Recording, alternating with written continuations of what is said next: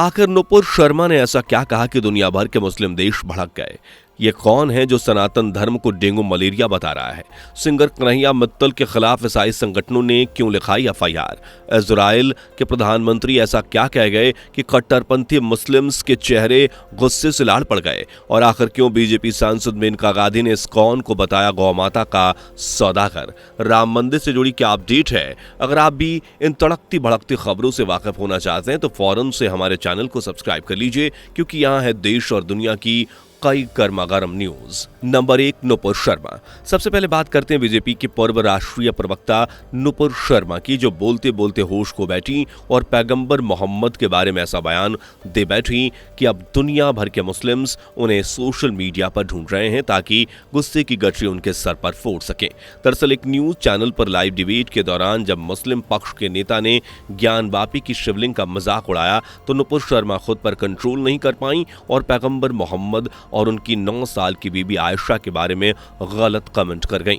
नुपुर के इस बयान पर कतर, कुवैत, ईरान सहित 57 मुस्लिम देशों के ग्रुप ओआईसी ने भी विरोध जताया। वहीं अब यूएन की तरफ से एंटोनियो गुटारेस के एक प्रवक्ता ने भी कहा कि यूएन सभी धर्मों का सम्मान करता है। बता दें कि नुपुर शर्मा को सपोर्ट करते हुए जाकिर नाइक ने भी यही कहा था कि पैगंबर मोहम्मद ने अपनी 6 साल की बीबी आयशा से निकाह किया था, इसलिए बीजेपी ने नुपुर और जाकिर दोनों को पार्टी से सस्पेंड कर दिया था। नंबर 2, मेनका गांधी। दूसरी खबर भी बीजेपी से ही जुड़ी हुई है, लेकिन इस बार मेंबर अलग है। दरअसल इस खबर में बीजेपी सांसद मेनका गांधी इस्कॉन का मजाक उड़ाती हुई नजर आ रही हैं। मेनका गांधी सुल्तानपुर की सांसद हैं और मीडिया को दिए एक इंटरव्यू में उन्होंने कहा कि गौ सेवा कर रही इस्कॉन संस्था के बारे में कुछ ऐसा कि वो सोशल मीडिया में चर्चा का विषय बन गई। मेनका गांधी ने कहा कि मैं आपको बता दूं कि देश में सबसे बड़े धोखेबाज अगर कोई हैं तो वो इस्कॉन वाले हैं। ये सभी बड़े फ्रॉडी हैं और कसाईयों को गाय बेचते हैं। इतना ही नहीं, मेनका गांधी ने पूरी भड़ास निकालते हुए कहा कि सड़कों पर हरे राम हरे कृष्ण और दूध दूध करते हैं, जबकि पीठ पीछे गायों को बूचड़ खाने में पहुंचाकर कटवा देते हैं। वहीं मेनका गांधी के इस बयान पर रिएक्शन करते हुए इस्कॉन के राष्ट्रीय प्रवक्ता युधिष्ठिर गोविंदा दास ने कहा कि मेनका गांधी ने जो कुछ भी कहा वो सब झूठ है। हमारी संस्था सिर्फ गायों की सेवा करती है और यही हमारा कर्म धर्म सब कुछ है। युधिष्ठिर गोविंदा की बात वैसे भी हम इत्तेफाक रखते हैं, क्योंकि आज तक कोई ऐसा मामला सामने नहीं आया जिससे यह पता चलता है कि इस्कॉन द्वारा गायों को बेचा जा रहा है या कसाई घर भेजा जा रहा है। तो फिर मेनका गांधी ने ऐसा क्यों कहा? आप खुद मेनका गांधी के मुंह से सुन लीजिए। तो सड़क पर जाकर के हरे राम हरे कृष्णा करते हैं, हाँ, और कहते हैं दूध दूध दूध दूध पर उनकी पूरी जीवन है। जितने उन्होंने कसाईयों को बेचा है शायद ही किसी और ने बेचा। नंबर 3, उदयनिधि स्टालिन। तीसरी खबर देश में सियासी उठापटक की वजह बनी हुई है, जिसमें तमिलनाडु के सीएम के बेटे उदयनिधि स्टालिन सनातन धर्म की तुलना डेंगू मलेरिया से करते नजर आ रहे हैं। उदयनिधि के विवादित बयान के सामने आते ही सोशल मीडिया पर इसे जमकर शेयर किया गया। अब उदयनिधि मीडिया के सवालों पर सफाई देते नजर आ रहे हैं। 2 सितंबर की बात है जब उदयनिधि ने इस तरह के बयान जारी किए थे। तमिलनाडु में सनातन उन्मूलन सम्मेलन का आयोजन किया गया। इस सम्मेलन में तमिलनाडु सीएम के बेटे उदयनिधि स्टालिन पहुंचे।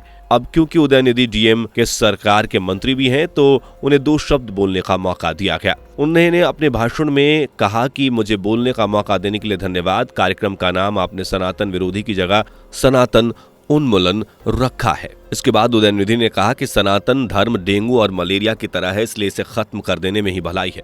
अब उदयनिधि का ये बयान देखते ही देखते वायरल हो गया और मीडिया के सवालों पर उन्हें सफाई देनी पड़ी, लेकिन अपनी सफाई में भी उदयनिधि को अपने कहे शब्दों पर किसी तरह का पछतावा नहीं हुआ, बल्कि वो अपनी बात पर डटे रहे। आप सुनिए उनकी सफाई में उन्होंने क्या कुछ कहा। கொசு, டெங்கு காய்ச்சல், மலேரியா, கொரோனா இதையெல்லாம் நம்ம எதிர்க்க கூடாது, ஒழித்து கட்ட வேண்டும்.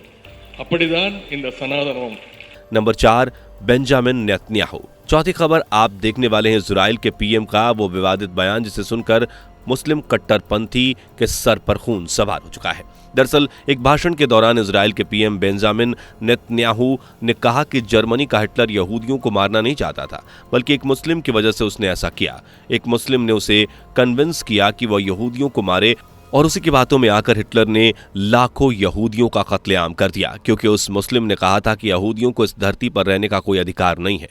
ये बयान देते ही चर्चा और विवादों से दूर रहने वाले बेंजामिन नेतन्याहू सुर्खियों में आ गए और कट्टरपंथी मुस्लिमों की रडार पर उनके इस बयान पर आज दुनिया भर के मुस्लिम समुदाय से जुड़े लोग नाराजगी दे रहे हैं। वैसे बता दें कि ये बयान 7 साल पुराना है, लेकिन इसे हवा अब मिल रही है। आप जरा सुनिए बेंजामिन नेतन्याहू ने क्या और कैसे कहा। Hitler didn't want to exterminate the Jews at the time. He wanted to expel the Jews. And Khaja Amin al-Husseini went to Hitler and said, if you expel them, they'll all come here. Number 5, Digvijay Singh. दोस्तों, आप तो जानते हैं कि देश के प्रधानमंत्री से लेकर यूपी के सीएम और बड़े बड़े हिंदू नेता बजरंग दल के साथ जुड़े हुए हैं। अब कोई इसी दल के बारे में कुछ कहेगा तो बेशक वो वायरल तो होगा ही। असल में विवादों से पुराना नाता रखने वाले कांग्रेसी वरिष्ठ नेता और राज्यसभा सदस्य दिग्विजय सिंह ने बजरंग दल को लेकर कुछ बड़ा बोल दिया है। उन्होंने कहा कि बजरंग बली की तुलना बजरंग दल से कर रहे हो, वो बजरंग दल जो गांजा बेचता है। दिग्विजय सिंह ने बजरंग दल से जुड़े लोगों के बारे में कहा कि अफीम गांजा बेचते हैं और ISI जैसे आतंकवादी संगठन के जासूस हैं। दिग्विजय सिंह के इस बयान के बाद से ही बजरंग दल के कार्यकर्ताओं का गुस्सा फूट पड़ा है। जरा आप भी सुनिए दिग्विजय सिंह का ये विवादित बोल। बजरंग बली की तुलना आप बजरंग दल के गुंडों के साथ कर रहे हैं। हमें आपत्ति इस बात की है, जो बजरंग दल के लोग अफीम का गांजे का तस्करी करते हैं। नंबर 6, कन्हैया मित्तल। हमारी छठी खबर जुड़ी है जाने माने गायक कन्हैया मित्तल से, जो कि हिंदू धर्म से जुड़े भजन और गाने गाकर अपनी पहचान बना चुके हैं। अब हुआ ये है कि कन्हैया मित्तल के खिलाफ पंजाब के ईसाई संगठनों द्वारा FIR लिखवा दी गई है। साथ ही ये कहा गया है कि कन्हैया चर्च में आए और माफी मांगने लगे, लेकिन ऐसा क्यों? तो इसके पीछे की वजह है कन्हैया मित्तल के ये बोल जो उन्होंने एक प्रोग्राम के दौरान बोले। यहाँ कन्हैया मित्तल ने ईसा मसीह को भगवान शिव का चेला यानी भगवान शिव को ईसा मसीह का पिता बता डाला। बस फिर क्या, जो लोग हिंदू धर्म को छोड़ ईसा मसीह की शरण में जा पहुंचे हैं उन्हें चुल मची और उन्होंने कन्हैया के खिलाफ FIR दर्ज करा दी। वैसे अगर आप इस बंदे को देखना चाहते हैं तो ध्यान से देखिए, क्योंकि ये जनाब आम आदमी पार्टी से जुड़े हुए हैं। इन्होंने ही कन्हैया को चर्चे में आकर माफी मांगने की सलाह तक दे डाली, जबकि कन्हैया का कहना है कि ये उन्हें धर्म से भटकाने की साजिश है। खैर, आप भी सुन लीजिए कन्हैया के ये बोल। क्रिश्चियन धर्म भी बड़ा तेज हो रखा है, कन्वर्ट कर रहा है हिंदुओं को। जैसे ही फादर दिखे उसे ग्रैंडफादर दिखा देना। नंबर 7, राम मंदिर। आखिर खबर जुड़ी हुई है हमारे और आपके हम सभी के आराध्य श्री राम से। दरअसल श्री राम जन्मभूमि तीर्थ क्षेत्र ट्रस्ट द्वारा मंदिर से जुड़ी कुछ तस्वीरें वायरल की गई हैं। इन तस्वीरों में राम मंदिर का निर्माण कार्य देखा जा सकता है। तस्वीरों से साफ पता चलता है कि निर्माण कार्य अपने अंतिम सफर पर है और जल्द ही हमें अयोध्या में भव्य राम मंदिर देखने को मिलेगा। वैसे बता दें कि 22 जनवरी 2024 को राम लल्ला की नगरी अयोध्या में उनके घर यानी राम मंदिर में प्राण प्रतिष्ठा की जाएगी, यानी मंदिर के गर्भगृह में प्रभु श्री राम की मूर्ति स्थापित की जाएगी और मूर्ति स्थापना में प्रधानमंत्री नरेंद्र मोदी, उत्तर प्रदेश के मुख्यमंत्री योगी आदित्यनाथ, JP नड्डा और तमाम बड़े मंत्री मौजूद रहेंगे। और ये जानकारी किसी ने नहीं बल्कि राम मंदिर समिति के अध्यक्ष निपेंद्र मिश्रा ने दी है। सुनिए। निश्चय ही 31 दिसंबर 2023 तक जो भगवान रामलला की प्राण प्रतिष्ठा होगी उसका भी स्वरूप, अंतिम स्वरूप मिल जाएगा। तो दोस्तों, इस बात पर बोलिए जय श्री राम, और वीडियो पसंद आई हो तो लाइक करके शेयर भी करें।